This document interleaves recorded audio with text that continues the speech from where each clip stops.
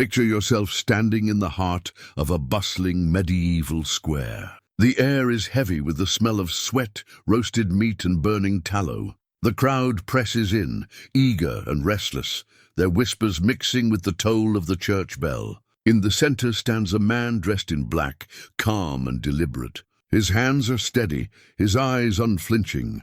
To some, he is a servant of justice, to others a monster.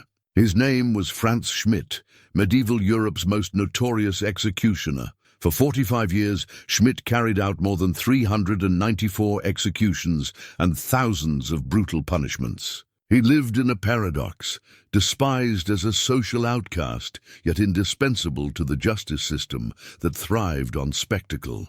And unlike most executioners, he left behind something chilling, a diary, meticulously recording every life he ended, every body he punished, every judgment he enacted.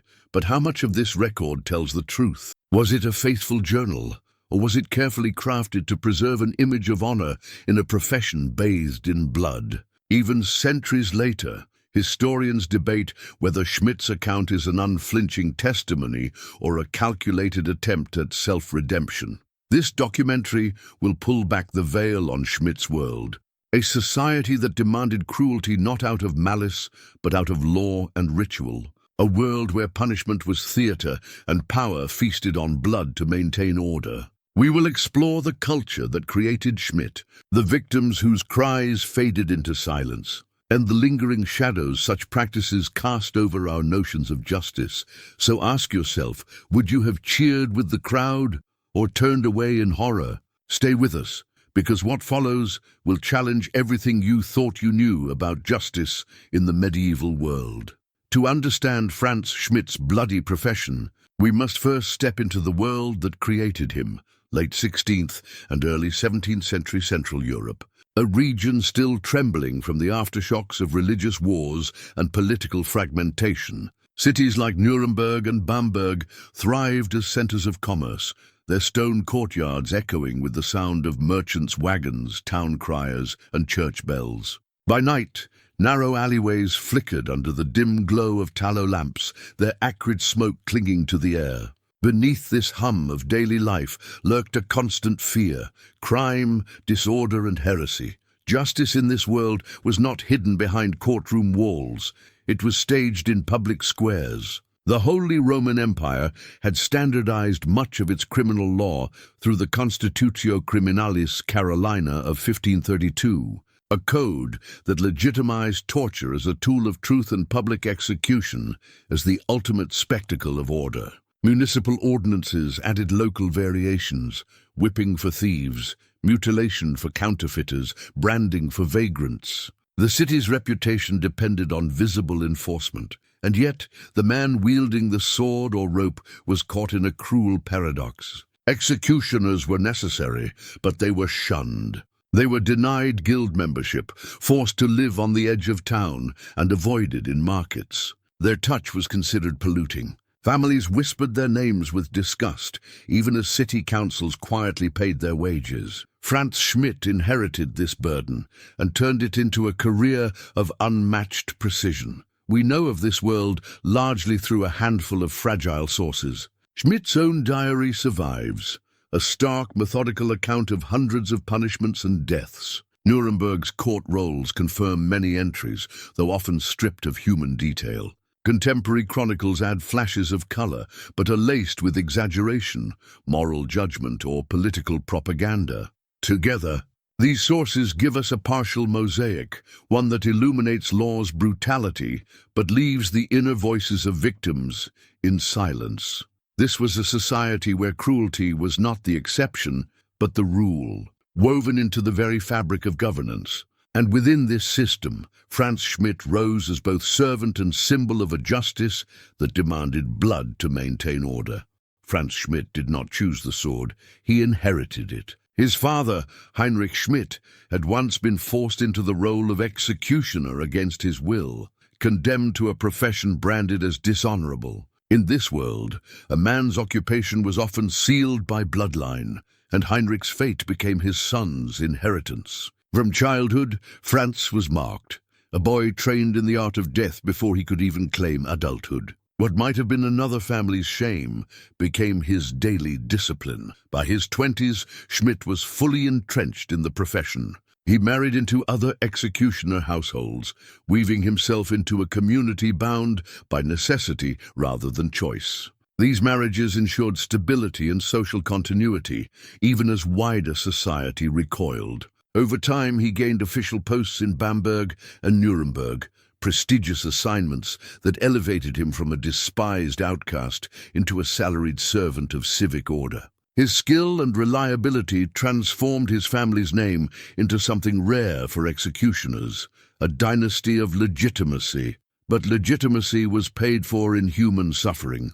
Public punishment was not just about crime, it was about performance. The city council and judges profited from the spectacle, reinforcing authority in front of crowds who feared rebellion more than they pitied the condemned. A hanging, a branding, an amputation, these were not private reckonings, but civic theatre. Every lash of the whip was a warning, every sword stroke a reassurance that law reigned supreme, and yet the burden of this system fell on the powerless. Women accused of infanticide, beggars caught stealing bread, religious minorities branded as heretics. These were the bodies Schmidt recorded in his diary. The record is chillingly clinical: names, crimes, punishments, outcomes. Rarely does he dwell on their pain. Was this precision evidence of professionalism, or a defense mechanism to shield himself from the horror? Some scholars argue Schmidt crafted his diary as a testament of honor, portraying himself as a faithful servant of justice rather than a willing agent of cruelty. The truth may lie between the lines. In the quiet spaces of his journal, one hears not just the machinery of law, but the silence of the condemned, the voices history allowed to vanish. As Frantz Schmidt's career advanced, punishment itself became a ritual, a cycle so familiar that citizens began to expect it as part of their civic calendar. Executions were announced by town criers, drawing crowds that included merchants, children, and clergy. A hanging or beheading was not simply justice, it was theatre, a moral lesson staged in the open air. Torture chambers beneath stone courthouses became extensions of the courtroom, their echoing walls filled with the groans of the accused. Interrogation by pain was standard procedure under the Carolina Criminal Code. Limbs were stretched, thumbs crushed, or skin seared, not to punish but to extract the truth. Once condemned, the accused might face branding, mutilation, or the sword. Schmidt himself recorded more than 300 executions, but thousands of other punishments: ears severed, thieves whipped, beggars driven from town with burning marks etched into their skin. Behind these cold numbers were lives, each with a story, a family, a desperate plea. A mother accused of infanticide might have been a victim of poverty, abandoned by the very society that condemned her. A young man branded for theft may have been stealing food to keep his siblings alive. A vagrant whipped through the streets was not a criminal mastermind, but a displaced soul in an age of famine and war. The diary rarely pauses to imagine their pain, but we can, and yet contradictions ran deep. Municipal records reveal petitions for clemency, neighbors begging for mercy, priests pleading for forgiveness. Some sentences were softened, others delayed, but once the public stage was set, clemency was rare. Cities prided themselves on their orderly executions, even as whispers of shame persisted. Later generations would attempt to sanitize Schmidt's legacy, painting him as a professional craftsman of justice rather than a state-sanctioned killer. But what would you have done in such a world? Cheered from the crowd, praying the warning kept your family safe? Or stayed silent, knowing that protest could make you the next body on the scaffold? The full measure of Frantz Schmidt's career can only be grasped in its darkest episodes, the moments when justice crossed into ritualized cruelty. His diary records not just swift beheadings, but prolonged spectacles, the breaking wheel, where bones were shattered before death, drownings of women condemned for infanticide, burnings of supposed witches whose ashes were scattered to the wind. Each punishment was carried out under the banner of law, sanctified by judges, and often blessed by clergy. One of Schmidt's most infamous entries details the execution of a robber whose body was quartered, the limbs nailed to city gates as a warning. Another tells of a woman slowly strangled before being burned, her cries muffled by the roar of the crowd. The precision of his notes, time, method, outcome, gives us no comfort. Instead, it reveals a system where cruelty was carefully measured, bureaucratized, and made part of civic ritual. Why did such brutality persist? In part, it was believed to uphold divine order. The scaffold was not just a place of death, but of supposed redemption. Victims were urged to confess publicly, to die well for the sake of their souls. The executioner, despised in daily life, became in that moment the hand of both earthly justice and divine judgment. Schmidt himself seemed to embrace this duality, insisting in his writings that he carried out his duty with dignity and honor. Yet honor built upon suffering is a fragile edifice. Was his meticulous record-keeping an act of conscience or a way to silence it? And the townspeople? For them, these spectacles reaffirmed the fragile security of civic life. The message was unmistakable. Order was maintained not through compassion, but through terror. The silence that followed each execution was itself part of the ritual, a collective exhale of fear and relief. Even today, echoes of such logic remain. Institutions may no longer parade death in marketplaces, yet societies still normalize violence when it promises safety. The machinery of cruelty evolves, but the rationale often endures. At Schmidt's peak, medieval justice was not about mercy or fairness. It was about performance, power, and the chilling conviction that pain could hold a community together. The story of Frantz. Schmidt forces us to confront an unsettling truth. Cruelty was not an accident of the medieval world. It was the system.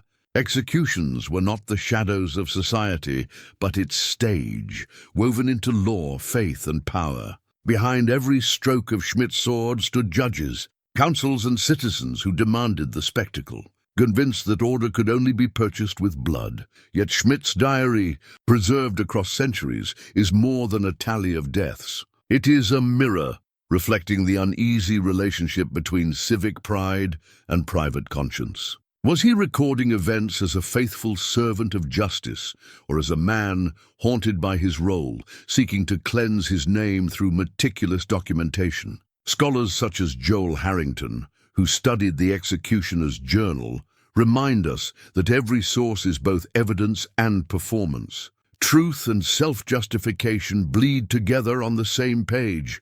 What lingers most are not the statistics, but the silences, the cries that no chronicler bothered to record, the faces that blurred into anonymity. They remind us that justice too often served the powerful while crushing the powerless. And so we must ask, which part of this history shocked you the most? Would you have cheered with the crowd or risked speaking out? Tell us in the comments. Your reflections matter, because history's lessons are not finished.